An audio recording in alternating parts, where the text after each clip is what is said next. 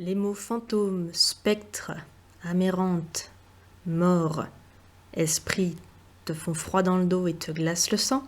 Alors écoute bien cet épisode, c'est pour toi, on va faire la lumière sur ce que sont réellement les entités et pourquoi tu ne devrais plus en avoir peur. Hello, ici c'est Camille Corgier, conseillère en naturopathie, médium, cartomancienne énergéticienne et sorcière moderne. Aujourd'hui, on parle d'un vrai sujet de magie et de sorcellerie sur le monde du subtil et la place des entités. Les entités, déjà, on va revoir ensemble ce que c'est, parce qu'on entend tout et n'importe quoi. Alors, première nouvelle que je vais t'apprendre, tu es une entité. Voilà, ça c'est dit. Tu es une entité incarnée, la seule différence, elle est là. Une entité, c'est un mot assez large pour définir que l'objet est animé par une vie, une énergie qui fait que tu vis. Alors, mais il y a plusieurs formes de vie. Tu as la vie terrestre qu'on connaît ici, et dans le subtil, c'est pas le néant total. Donc voilà, il y a plusieurs entités. Un arbre est une entité également. Un animal est une entité. Une plante, voilà. Dans la croyance chamanique, le caillou également est une entité, l'eau est une entité, les éléments sont des entités.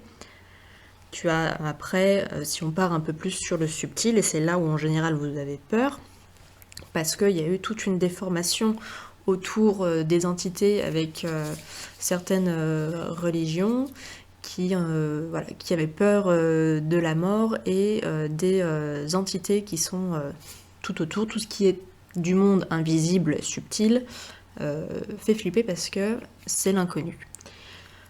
Et des mythes se sont greffés autour, c'est pour ça que ça fait flipper. Alors je vous dis pas qu'il n'y a pas des entités flippantes, ça, ok, il y en a, mais comme vous n'allez pas généraliser la population humaine entière comme étant de psychopathes, parce que vous avez 1% de la population qui est psychopathe. Pourtant 1% c'est déjà pas mal hein, sur la population mondiale. Mais voilà. Et je crois que même que le chiffre est même passé à 2%. Mais bon, ça c'est un autre sujet, il faudrait vous renseigner. Mais voilà, c'est juste pour vous faire voir.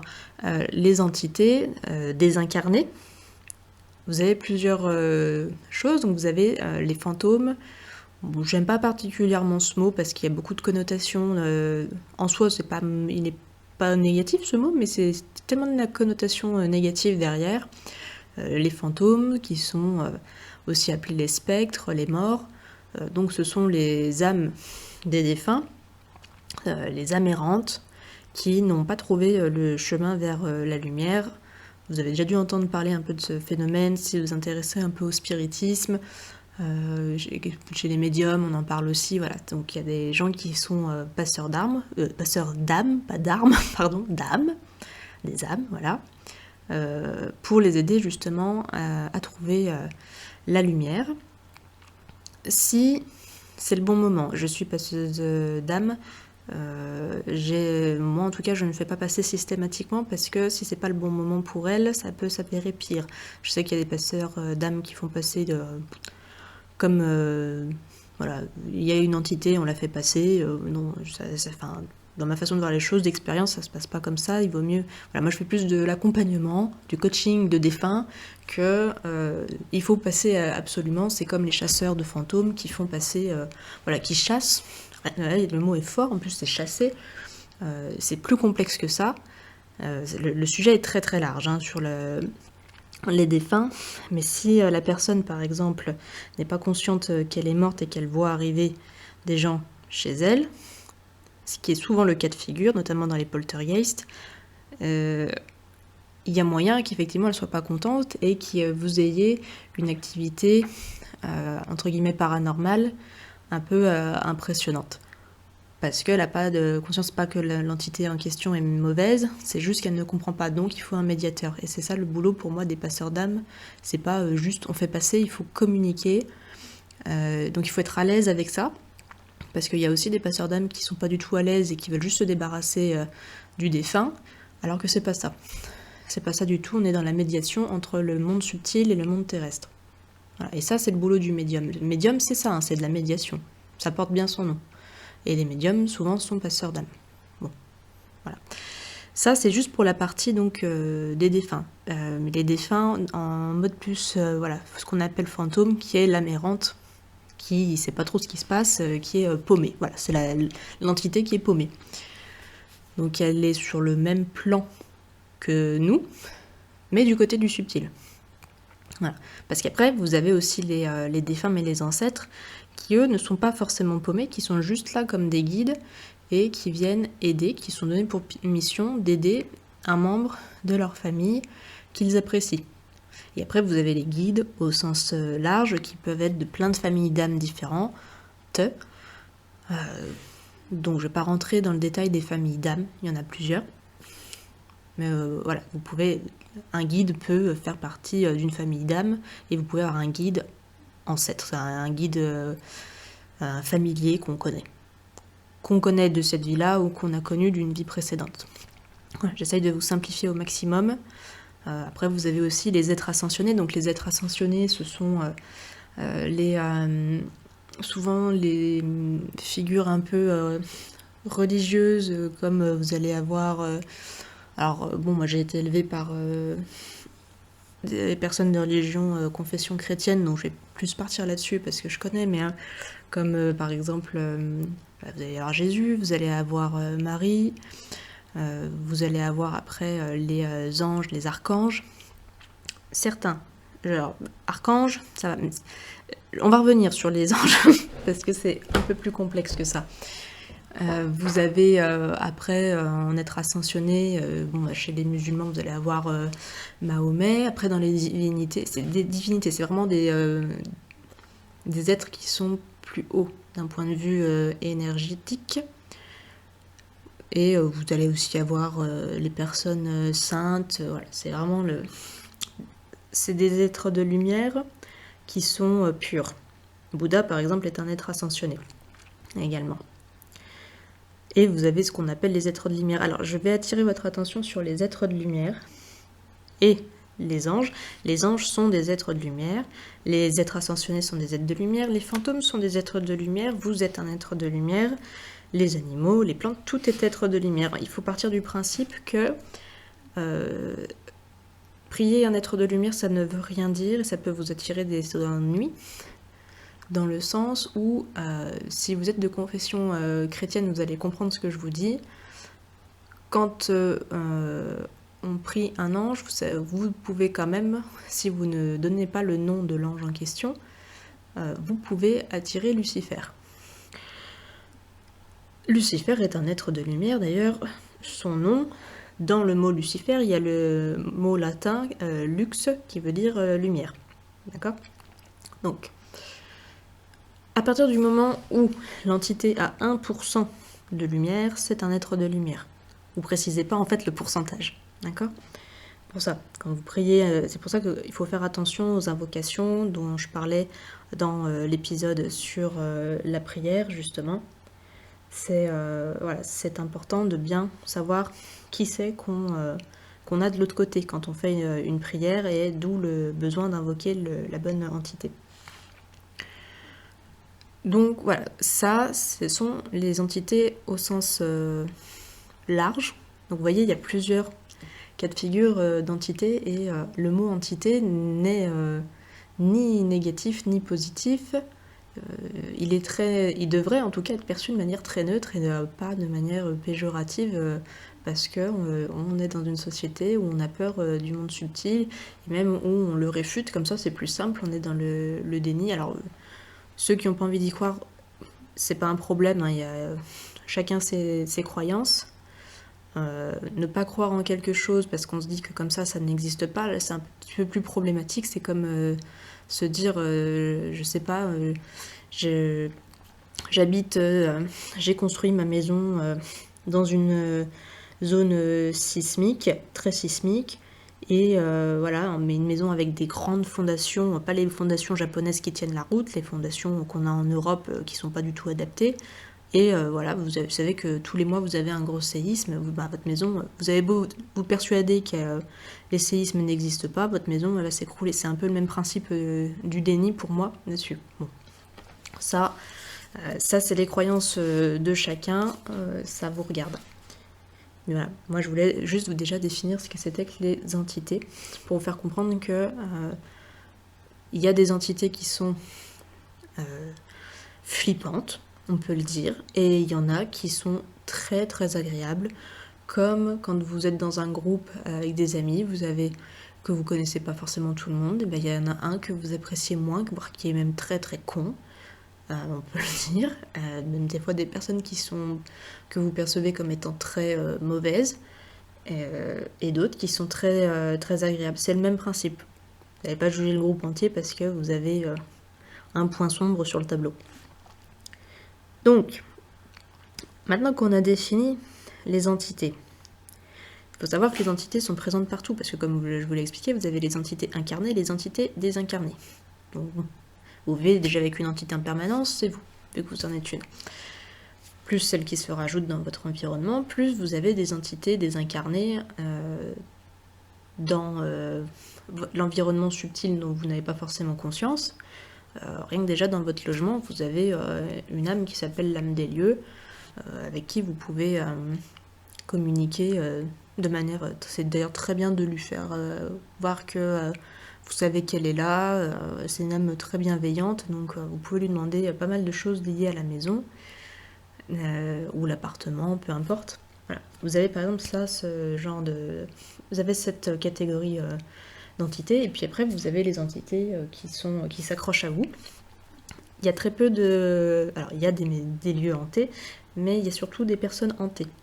C'est-à-dire qu'il y a des personnes qui récupèrent des entités, donc des gens qu'on connaisse, des parasites, parce que oui, il y a aussi un système de parasitage. Voilà, c'est... Donc les entités, j'ai envie de vous dire, elles sont partout présentes, incarnées et désincarnées. Donc l'idée, c'est plutôt de savoir se protéger quand l'entité est plutôt pas négative, mais qui est lourde au niveau des énergies, qu'elle vous plombe. Parce que c'est pas parce qu'elle est lourde qu'elle est mauvaise, d'accord ? C'est comme quelqu'un qui est tout le temps en train de se plaindre, ça vous plombe les énergies, mais c'est pas parce qu'elle se plaint tout le temps, même si ça vous agace, qu'elle est mauvaise. C'est juste qu'elle sait pas faire autrement. Mais c'est le même principe sur une entité désincarnée.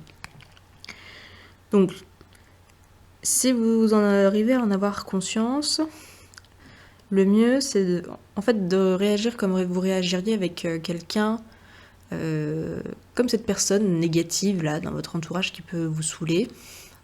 C'est de pas la rejeter nécessairement, ni de l'agresser. C'est juste dire écoute, je sais que t'es là, mais je vois pas trop en quoi je peux t'aider. Ou tu m'aides à trouver une solution pour que je puisse t'aider, ou c'est pas la peine de revenir, ou tu me fais peur. Voilà, vous avez le droit de dire tu me fais peur. Je sens que t'es là. Vous avez plus de pouvoir en fait que l'entité en face, vu que vous êtes incarné. Donc la matière vous donne plus de force. Vous avez le droit de dire tu me fais peur. Je sais que tu es là, mais tu me fais peur. Je te demanderai de partir et de trouver telle catégorie de personnes qui peut t'aider. Par exemple, dans le cas des amérantes, voilà, trouve-toi un médium qui puisse t'aider. Par exemple. Et donc vous avez le droit vraiment de demander la personne. En fait, il y a une histoire aussi de consentement là-bas, c'est que il y a pas... Elle doit avoir l'entité, l'autorisation de rentrer en communication avec vous, et vous de votre côté aussi. C'est pour ça aussi que les chasseurs de fantômes m'agacent, c'est que, ou les personnes qui font du spiritisme à tout va, c'est que vous allez chercher à communiquer, sauf que l'entité n'aura pas forcément envie de communiquer, donc c'est du forcing. De toute façon, dès qu'il y a du forcing, c'est pas bon. Et c'est vrai dans votre vie de tous les jours, enfin je veux dire, s'il y a quelqu'un, vous, qui rentre chez vous sans que vous l'ayez autorisé, vous allez lui foutre une patate. Enfin, c'est peut-être un peu extrême de lui foutre une patate, quoique. En tout cas, vous allez lui demander de sortir. Alors que si la personne vous l'invitez, c'est pas la même chose. Vous voyez ? Et là, c'est... Voilà. Ce qui rentre après en jeu, c'est que le fait de communiquer avec, quand vous dites ça, même si vous ne voyez pas l'entité, vous sentez juste la présence, D'ailleurs, vous pouvez utiliser le mot présence, d'ailleurs, parce que je suis en train de me dire que ça fait moins flipper que le mot entité, mais si vous utilisez le mot présence, vous pouvez, oui, donc vous pouvez lui dire de partir et ou de revenir plus tard, peu importe. Ce qui peut être flippant aussi, c'est qu'on est dans une société qui est dans le déni par rapport au subtil, que du coup, c'est de se dire, voilà, je parle à quelqu'un que je ne vois pas, c'est pas quelque chose, c'est quelqu'un. Donc c'est que déjà, vous vous dites, ok, j'admets qu'il y a quelqu'un que je ne vois pas, qui est chez moi, par exemple. Donc ça vous fait flipper. Ça vous fait flipper parce que vous l'admettez. Et donc vous avez le fait d'admettre qu'il y a quelqu'un. Vous n'avez pas le contrôle sur cette entité. C'est juste le fait de ne pas voir, c'est ça qui fait peur en général. Donc de dire, voilà, qu'est-ce qui va se passer, parce que vous ne connaissez pas son comportement, qu'on ne nous a pas éduqués à ça, et qu'on nous dit dans notre société que ou ça n'existe pas, ou dans certaines religions on vous dit que c'est négatif, c'est mauvais, c'est le diable, tout ça, ce qui ne l'est pas. Donc on ne sait pas comment gérer. C'est-à-dire, vous auriez la même réaction si on vous avait dit pendant des années que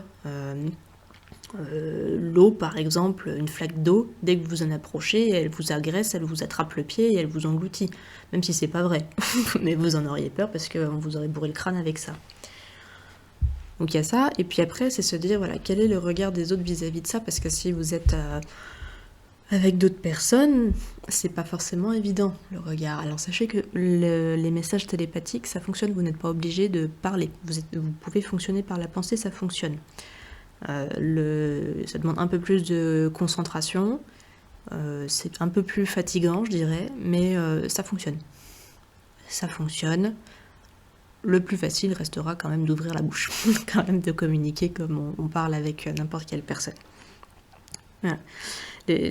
Vos peurs sont vraiment liées à ce qu'on vous a inculqué, à toutes les croyances, les contes.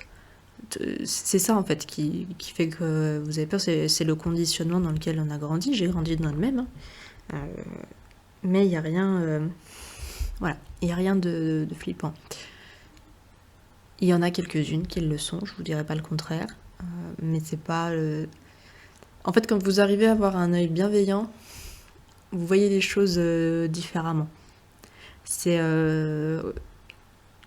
quand vous comprenez, parce que par exemple vous allez avoir des entités qui sont un peu plus agressives, on va pas faire pas tout vous raconter non plus avec mon vécu, mais par exemple une entité qui est un peu agressive, on va parler d'une personne décédée et qui ne comprend pas ce qui se passe et qui peut donner des phénomènes dans les maisons un peu qui peuvent être un peu flippantes pour les habitants. Si vous arrivez à avoir l'œil en disant c'est comme un chien qui vous montre les crocs parce qu'il a été battu toute sa vie et que quand il se retrouve face à un humain, automatiquement il met les crocs parce qu'il est persuadé qu'il va se prendre un coup de tatane, vous développez forcément de l'empathie vis-à-vis de ça parce que vous dites c'est pas de sa faute, c'est un mécanisme d'autodéfense et là c'est le même principe. Souvent c'est ça. Et moi je sais que j'ai vu beaucoup de mécanismes d'autodéfense. Donc l'idée c'est de... Je vous dirais en conclusion, la clé pour ne pas plus avoir peur des entités, c'est déjà de se délester de toutes les croyances qu'on vous a mis autour de ça, notamment avec les contes pour enfants et certaines croyances religieuses, et de développer de l'empathie. Il y a une histoire d'imprégnation, et alors, si une entité vient vers vous, c'est que quelque part vous lui donnez l'autorisation de venir vers vous. Ça veut dire que vous êtes aussi au niveau énergétique sur le même plan qu'elle. Ça fonctionne comme ça, comme dans la vraie vie. Vous attirez les personnes qui, d'un point de vue énergétique, sont similaires à vous. Et ça marche avec toutes les entités. Donc, tiens, j'ai quelqu'un qui gueule, je sais pas ce qui se passe. Bon, c'est pas grave. Voilà. Donc, c'est accepter ça, que vous attirez ce que vous reflétez.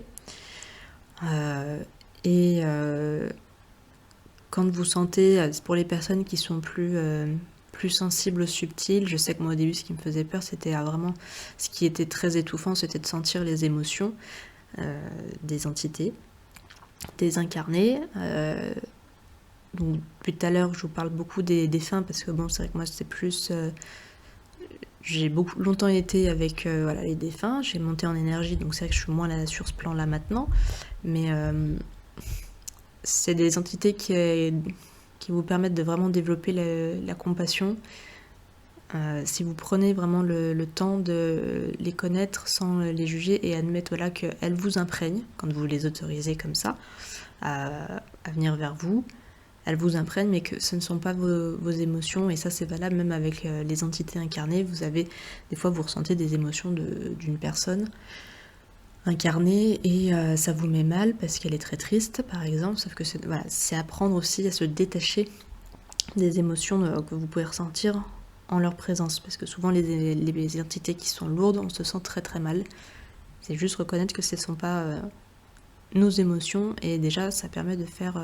parce que souvent la peur que vous avez, une fois que vous rentrez en communication avec ces entités, de manière non volontaire, vous êtes envahi souvent de peur parce que vous avez vos croyances et parce qu'elles vous partagent, sans le vouloir, leurs émotions, et leurs émotions, quand les personnes sont désincarnées, elles sont décuplées. Voilà. Et bien écoutez, je vais m'arrêter là. Je pense que c'est déjà pas mal parce qu'il y a beaucoup de choses à dire sur les entités. Et voilà. On va finir comme ça. Si vous avez des questions, comme d'habitude, vous me laissez un commentaire, ça me fera un plaisir de vous répondre. Et pour ne louper aucune future vidéo, épisode de podcast, abonnez-vous et vous cliquez sur la petite cloche, comme ça vous êtes sûr d'être notifié dès qu'un nouvel épisode tombe. Je vous souhaite une bonne fin de journée et à bientôt. Ciao ciao.